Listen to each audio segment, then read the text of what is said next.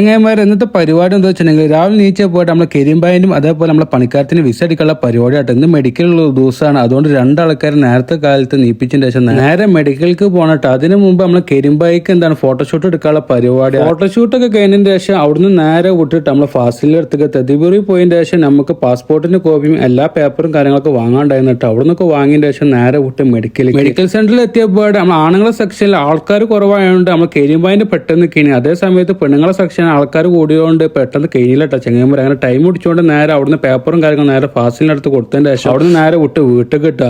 വീട്ടിൽ എത്തിയപാടെ ചാടിക്കാനുള്ള പരിപാടി. ചാടിക്കാൻ വേണ്ടി കിച്ചണിൽ പോയപ്പോൾ നല്ല മീൻകാരും അതേപോലെ റിഗാവും കുബൂസും ഉണ്ടായിരുന്നു. അത് കഴിക്കാനുള്ള പരിപാടി. അത് കഴിച്ച് കഴിഞ്ഞപ്പോഴാണ് നമ്മുടെ വണ്ടിക്ക് ഒരു ചെറിയ മിസ്സിങ്. എന്ത് AC വർക്ക് ആവണമെന്നില്ല. AC എന്താ എന്നും ഇല്ലാത്തമാർക്ക് പലയിടത്തൊക്കെയാണ് AC വർക്കാണ്.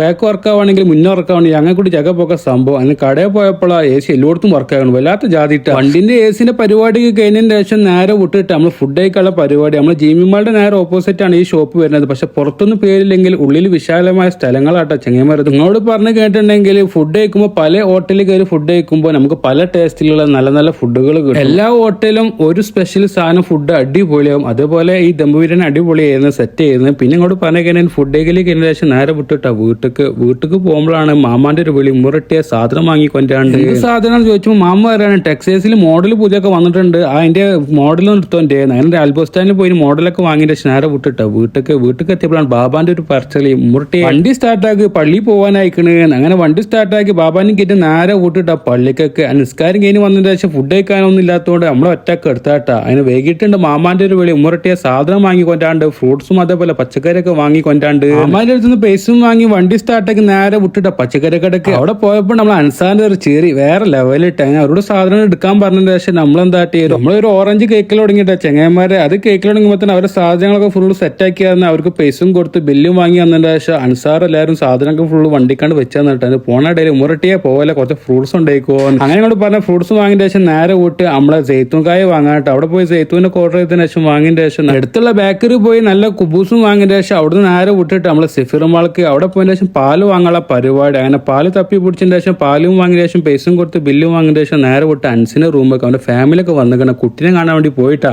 കുട്ടിനെ നമ്മളെ കണ്ടപ്പോൾ ഒരു ചെറി മുറട്ടി എന്താ കൊണ്ട് വന്നിക്കിടുകയെന്ന് വല്ലാത്ത ജാതിട്ടാ. അത് കഴിഞ്ഞ് വീട്ടിലേക്ക് എത്തിയപ്പോഴാണ് ബാബ വിളിച്ചിട്ട് പറഞ്ഞു ഉമ്മറട്ടിയെ പള്ളി പോവല്ലേ വണ്ടി സ്റ്റാർട്ടാക്കുക. ബാബാനും കയറ്റി നേരെ വിട്ട് പള്ളിക്കേക്ക്. അപ്പത്തുള്ള വീഡിയോ അടുത്ത മണിക്കാത്തുക. Okay bye.